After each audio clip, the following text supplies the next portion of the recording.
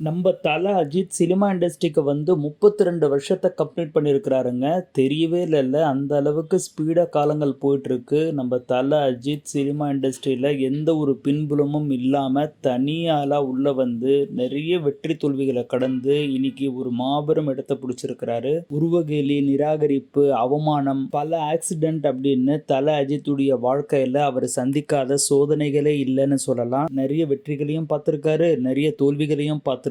இதுவரைக்கும் எந்த ஒரு கிசுகிசுவிலையும் சிக்காம தான் வாழ்க்கை உண்டு, தான் உண்டு அப்படின்னு வாழ்றவரு. அவரே அவருடைய கோட்பாடா லிவ் அண்ட் லெட் லிவ் அப்படின்னு சொல்லி அதே மாதிரி வாழ்ந்துட்டு வரவர் தான் நம்ம தல அஜித். அவருடைய வாழ்க்கையில அவர் ரொம்ப கஷ்டமா இருந்த காலகட்டத்தில் ஒரு குளிர்பான நிறுவனம் அவருக்கு 1 கோடி ரூபாய் தரேன் அப்படின்னு சொல்லியிருக்கிறாங்க. இந்த காலகட்டத்தில் அது வந்து ஒரு 10 கோடிக்கு சமங்க. அந்த பணத்தை கூட அவர் வந்து வேணான்னு சொல்லி நிராகரிச்சவர். அதுக்கு காரணம் தன் ரசிகர்கள் அதெல்லாம் குடிக்க கூடாது அப்படின்றதுக்காக.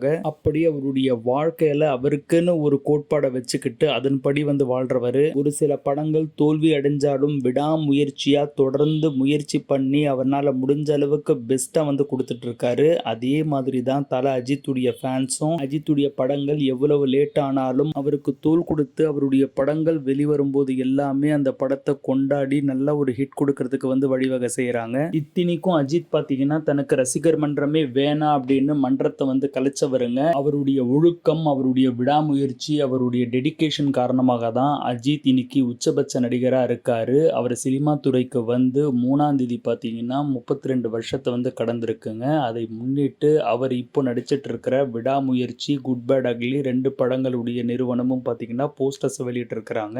லைகா ப்ரொடக்ஷன்ஸ் வெளியிட்ட போஸ்ட்ல பார்த்தீங்கன்னா 32 ஆண்டுகள் தீரா சாதனைகளும் ரணமும் யாவும் எதிர்கொண்டு வெல்லும் விடாமுயற்சி அப்படின்னு குறிப்பிட்டு வாழ்த்தியிருக்கிறாங்க. இந்த போஸ்டர்ல அஜித்துடைய லுக் ரத்தக்கரையோடு அவர் இருக்கிற மாதிரி இருக்குங்க. இந்த ஹைவே சீன்ல ஆக்ஷன் பிளாக் அப்புறமா எடுத்த ஒரு ஸ்டில்லா தான் இது இருக்கணும். அடுத்து அவர் ஆதிக் ரவிச்சந்திரன்ல நடிச்சிட்டு இருக்கிற குட் பேட் அக்லி படத்துடைய தயாரிப்பாளரான மைத்ரி மூவி மேக்கர்ஸும் ஒரு போஸ்டரை வெளியிட்டு இருக்காங்க.